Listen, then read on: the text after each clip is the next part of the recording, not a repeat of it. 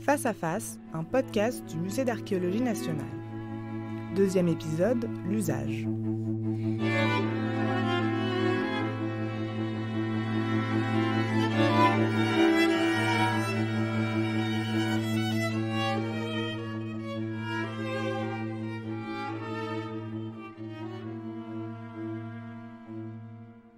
Conflans se trouve pas loin de Metz.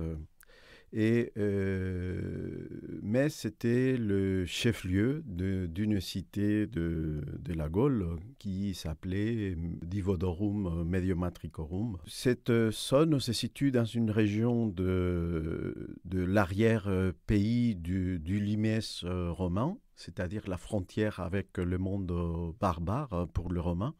Et donc, cette région, c'est une voie de passage indispensable pour le déplacement de troupes ou pour le déplacement ou le commerce de marchandises entre la Méditerranée et le nord de la Gaule.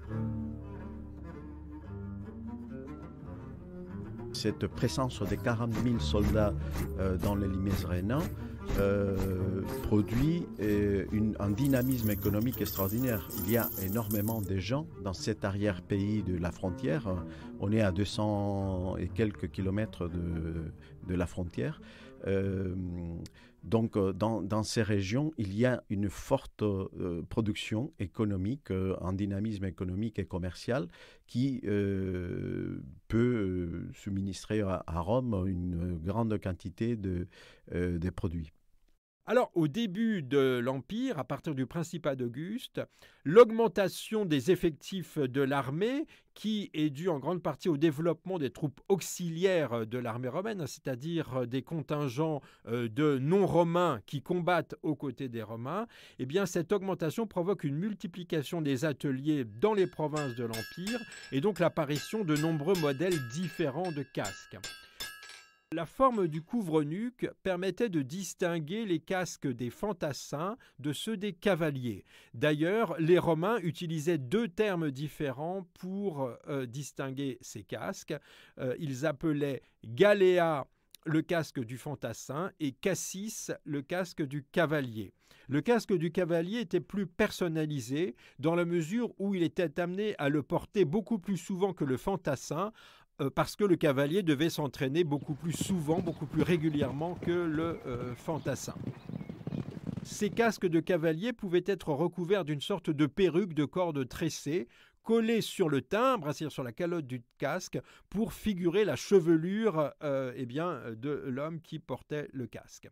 Sur le front du casque pouvait être fixé une sorte de diadème où figuraient des décorations du cavalier. La calotte de ces casques se caractérisait par la reproduction assez fine de la chevelure humaine. On avait même les oreilles et parfois la barbe qui était figurée sur les paragnathides, donc les couvre-joues.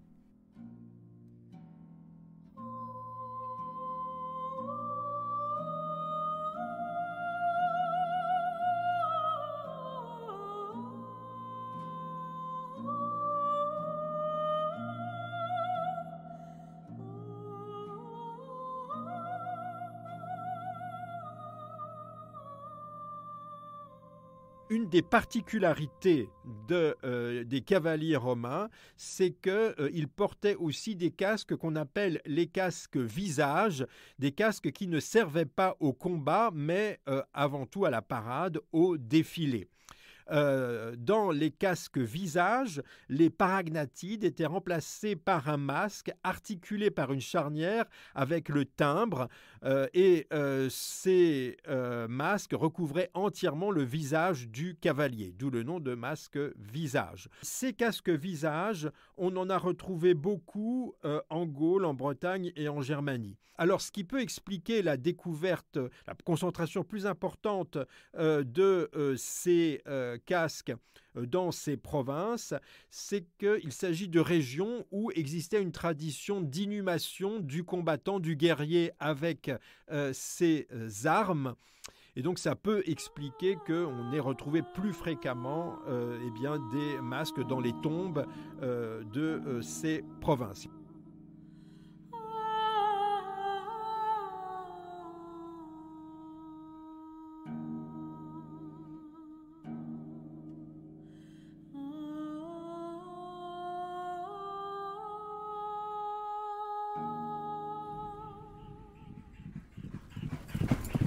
Εμμίδε υπέρ των γυμνασίων των ιππικών, ώρα ήδη λέγει.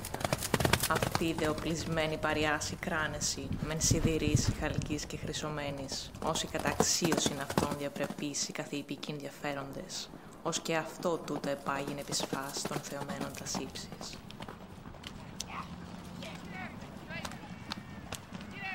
Les cavaliers se distinguant par leur grade ou par leurs compétences équestres sont équipés de casques de fer ou de bronze incrustés d'or, dont le but est d'attirer le regard des spectateurs. Ces casques ne protègent pas uniquement la tête et les joues comme ceux destinés au combat, mais masquent tout le visage, sans entraver la vision du cavalier, car ils sont ouverts sur les yeux tout en les protégeant. Des crinières blondes y sont accrochées pour la beauté du spectacle. Elles flottent pendant la charge des chevaux ou avec la brise. Les cavaliers portent des tuniques cimériennes, certaines de couleur écarlate, d'autres violettes, d'autres encore multicolores. Leurs chevaux sont soigneusement équipés de protection frontale, mais pas de protection latérale. En effet, les javelots utilisés pendant l'exercice, dépourvus de pointe, pourraient blesser les yeux du cheval, mais ne risquent pas d'endommager les flancs de l'animal. Du reste, protégés en bonne partie par le harnachement.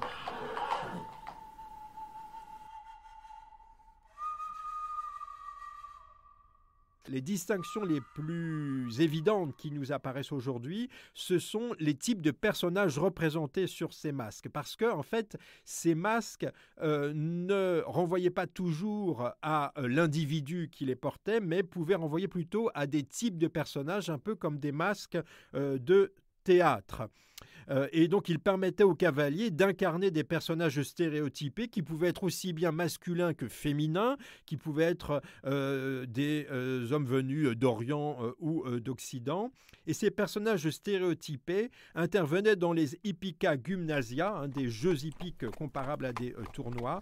Ces hippica gymnasia auxquels participaient les cavaliers, on les connaît principalement par un auteur qui s'appelle Arrien de Nicomédie en Asie mineure, et donc qui était un auteur de langue grecque, un contemporain de l'empereur Hadrien, donc de la première moitié du IIe siècle de notre ère. Il a laissé notamment un ouvrage de tactique où il préconisait certaines formations de combat pour repousser les Alains, c'est-à-dire un peuple de cavaliers qui faisait des incursions dans ces provinces riveraines de la mer Noire. Mais il a aussi laissé une histoire d'Alexandre qu'on appelle donc l'Anabase d'Alexandre, qui est donc aussi une œuvre d'Arien. Et c'est dans son ouvrage de tactique qu'il y a un passage qui est consacré justement à ces hippica gymnasia. Une sorte de tournoi organisé sur un terrain devant les portes du camp militaire. Il consistait à opposer deux groupes de cavaliers devant une tribune. C'est donc des cavaliers étaient répartis en deux équipes. L'une des équipes, précédée de deux cavaliers cuirassés, chargeait l'autre équipe et cette autre équipe devait atteindre les deux cavaliers cuirassés avec des javelines, mais il fallait atteindre ces deux cavaliers de l'équipe adverse en se protégeant des attaques que cette équipe adverse, évidemment, lui portait. Et ensuite, on inversait les rôles et on pouvait répéter l'exercice avec des variantes.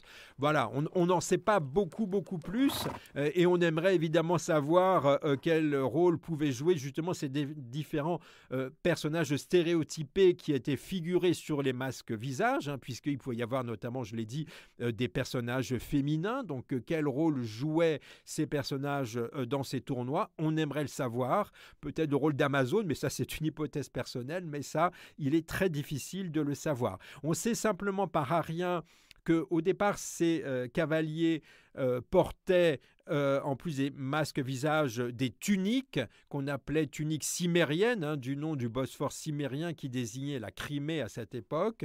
Et ensuite, on a abandonné ces tuniques parce que manifestement, même s'il ne s'agissait que de tournois, les cavaliers pouvaient recevoir des coups assez violents et donc ils portaient également une cuirasse adaptée à ces parades.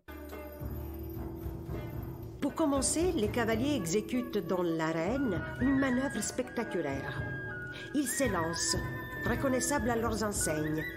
Ces enseignes ne sont pas seulement terrifiantes à l'œil, mais elles permettent aussi de distinguer les charges et éviter que les équipes ne se mélangent. Ces cavaliers n'utilisent pas des javelots légers, mais des lances en bois, sans fer. Le but n'étant pas de viser les casques des cavaliers ni leur monture, mais de jeter la lance le plus violemment possible sur le bouclier. Quand la lance frappe le bouclier, un grondement effrayant se produit. Mais l'exercice n'est pas encore terminé. Les cavaliers chargent en dressant leurs épées, puis ils s'élancent, comme pour atteindre un ennemi en fuite, et miment toutes sortes de coups donnés à l'ennemi.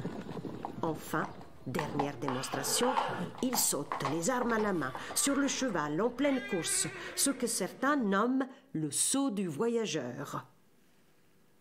Voilà ce que sont les exercices accomplis par les cavaliers romains dans l'Antiquité.